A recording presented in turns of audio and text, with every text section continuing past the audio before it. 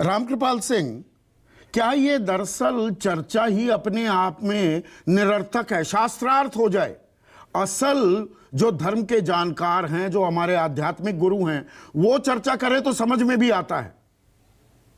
वो जिन्हें धर्म का ध्येय नहीं पता, रिलीजन का आर नहीं पता, वो दुकानें सज जाती हैं और ये जाहिर करने की कोशिश और साबित करने की कोशिश की जाती है कि मेरा धर्म बेहतर। ये निजी आस्था का सवाल है। हम एक निरर्थक बहस को क्या सबसे बड़ा मुद्दा बनाने पर आमादा दिखते हैं? संदीप जी, बिल्कुल आपने शुरू के अपने जो भी आपने कहा उसमें बहुत सारी वो चीजें हैं, वही उनका जवाब है। मैं अपनी बात शुरू करने से पहले निदा फाजली की एक लाइन कहूंगा जिसका आपने जिक्र किया था, वो शेर में सुना देता हूं कि हिंदू भी मजे में है, मुसलमान भी मजे में, इंसान परेशान यहाँ भी है वहां भी। तो जिस इंसान की बात अभी आप कर रहे थे, अभय जी कह रहे थे कि करीब 35 साल, मैं 70 साल का हो गया हूं। 90 से पहले एक तरह से आधी उम्र पहले, 90 के पहले का भी दौर मैंने देखा है और 90 के बाद का भी दौर देखा है। बहुत फर्क है उसमें संदीप जी।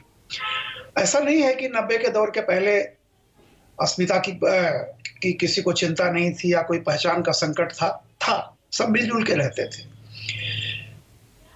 ये भेद विभेद सब जगह थे, लेकिन 90 के बाद से जो परिदृश्य बदला है उसमें जो आपने कहा कि पूरी की पूरी किसी एक पार्टी की ही बात नहीं है।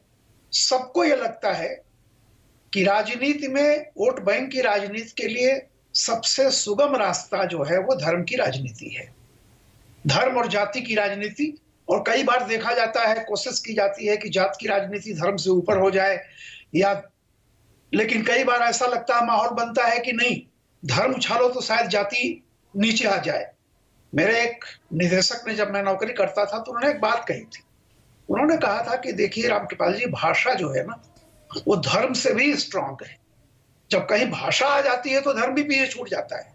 तो कुल मिलाकर के लैंग्वेज, रिलीजन, कास्ट, ये तीनों मौसम के हिसाब से देखे जाते हैं कि इसमें इस पर सबसे ज्यादा नंबर लाने वाला कौन सा मुद्दा है। तो मैं बीच में थोड़ा सा टोक रहा हूं रामकृपाल सिंह, आपने जो ये जाति का ये एक बहुत ही अहम पहलू आप लेकर आए, जो मोहन भागवत ने कुछ दिनों पहले कहा कि जाति भगवान ने नहीं बनाई, पंडितों ने बनाई। हालांकि ये बात और है, योगी आदित्यनाथ भी हनुमान को दलित बताते पाए गए थे, प्रधानमंत्री भी अपनी जाति बता रहे थे। ये दरअसल की एक वो जातिगत जनगणना, आरक्षण के मुद्दे कि हिंदू जातियों में बता रहे, ये विपक्ष को लगता है कि हिंदू हिंदू बन गया तो बीजेपी की बल्ले बल्ले। वो जाति वाला जो गेम खेल रहे हैं, उसी का काउंटर आया कि दरअसल जाति तो भगवान ने बनाई ही नहीं, पंडितों ने बनाई है, हम सब एक हैं जी। नहीं, वही इसको भी इसी कड़ी में जोड़कर देखा जाए क्या? जी, मैं जो बात कह रहा था, मैंने यही कहा कि राजनीति पूरी तरह से ये टेस्ट किया जाता है कि इस बार जाति चलेगी। मैंने ये भी देखा है कि जातीय समीकरणों से कब चुनाव जीते गए हैं और कब जो है धर्म अचानक 90 के बाद का जो परिदृश्य है, 90 के पहले का जो था, चाहे लोहिया हो, चाहे जो अगड़े बनाम पिछड़े और तमाम जिस तरह से पीजेंट्री पॉलिटिक्स का उदय हुआ उत्तर प्रदेश में, बिहार में या साउथ में, जो बहुत पहले दलित आंदोलन एक तरह से राजनीतिक हैसियत प्राप्त कर गया। तो ये मैं कह रहा हूं कि 90 के बाद से आप देखिए एकदम बदल गया। और होता क्या है कि अब जिस जगह हम पहुंचे हैं वहां पर शिद्दत से एक बात महसूस की जा रही है कि इसका नुकसान पूरे समाज और पूरे अल्टीमेटली पूरे देश को होगा। कुछ लोग कोशिश कर रहे हैं कि एक भाईचारा बनाने की, एकता की, लेकिन दिक्कत यह है कि किसी का भाषण में आप देखिए, उसका मूल ये नहीं देखा जाता है कि वो कहना क्या चाहता है। अगर मान लीजिए 2-4 वाक्य ऐसे हैं तो उसमें से ये देखा जाता है कि हेडलाइन क्या बनेगी।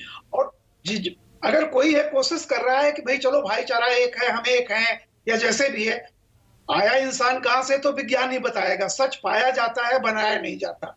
मेरा ये मानना है, मेरी आस्था है, मैं अपनी आस्था को मानूं, लेकिन मेरी आस्था का मतलब तभी अधिकार मुझे मिलता है जब मैं सामने वाले की आस्था का भी सम्मान करूं। इसमें मैं ही सच हूं, इस बात से आपको अलग होना पड़ेगा।